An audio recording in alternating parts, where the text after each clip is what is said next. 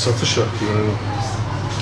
Neden helal gıda? Helal gıda çünkü Avrupalıların veya Güney Amerikalıların tükettiği veya onların kullandığı veya onların ürettiği ürünlerin hepsinde haram veya şüpheli olan maddeler içinde var. Ondan dolayı bu tip maddelerden uzak durmamız gerektiği için bir Müslüman olarak bunun üretimine veya bunu dikkate almamız gerektiğine karar vererek o şekilde başladık. Yani İsrail mallarından ziyade tabii ki İsrail malları hepsi onlar için helal haram söz konusu değil. Aynısı Amerika için de söz konusu değil. Aynısı diğer Avrupa ülkeleri için de söz konusu değil.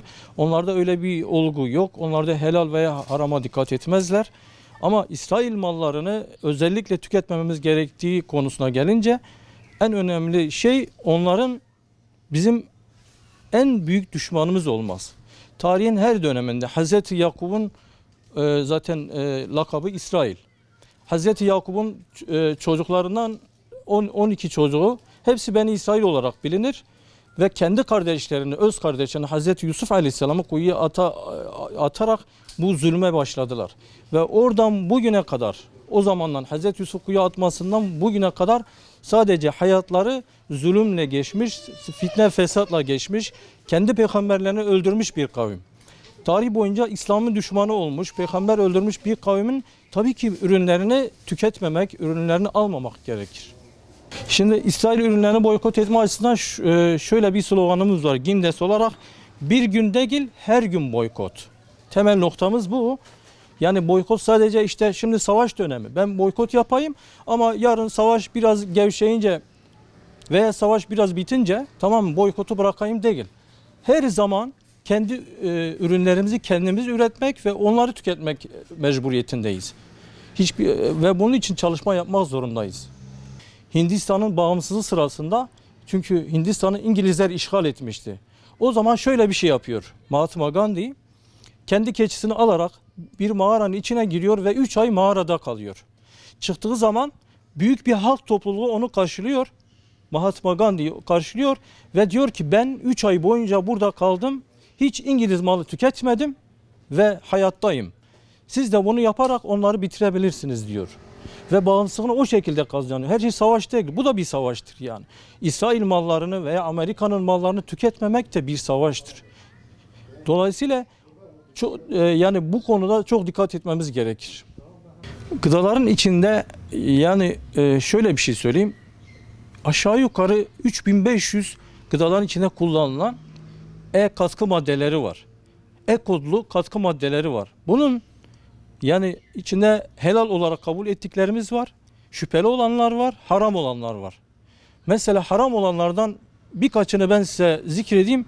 Jelatin olarak bildiğimiz E441 nolu madde hemen her yere girebilen bir madde. Yoğurttan tutun peynirine kadar, gofretinden tutun çikolatasına kadar her yere girebilen bir madde ve her tarafta kullanılıyor. Mesela duvar boyalarında, fırçalarda yine birçok yerde kullanılabilen bir madde. Yine haram olarak kabul edilen mesela E904 şellak olarak bildiğimiz kandır. Bir böcek kanıdır.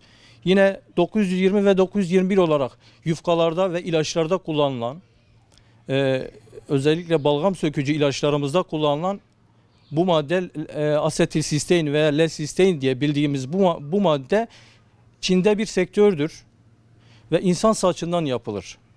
Ve bu yufkalık unlarda da kullanılır. Dikkat etmemiz gereken bir konu. Çünkü düşünün Çin gibi bir yerde insanlar ne yer, insanlar ne içer ortada yani. Dikkat etmemiz gerekir. Yine başka bir madde haram olarak bunları zikrediyorum ki daha şüphelere girmiyorum yani. Mesela E1510 diye etanol bildiğimiz alkoldur ve bu birçok yerde kullanılıyor yani. Yine 542 olarak bildiğimiz bonefosfat nerede kurutulmuş sütte kullanılıyor. Bu da dikkat edin. Kurutulmuş toz sütlerde kullanılıyor. Yine mesela sağlığa çok zararlı olarak bildiğimiz ve tatlandırıcı olarak kullanılan aspartam E951 nolu kodlu aspartam tatlı olan her yerde kullanılıyor. Baklavalardan tutun kadayıfına kadar veya tatlı olarak bildiğimiz her yerde kullanılabiliyor. Yine mesela kola böceği diye bildiğimiz, kola böceği olarak bildiğimiz Karmin böceği var. Onun da kanı kullanılıyor. Kırmızı olan her yerde kullanılabiliyor. Renklendirici olarak ama böcek kanı, karmin böceğin kanı olarak kullanılıyor. Ve diğer adı kola böceği.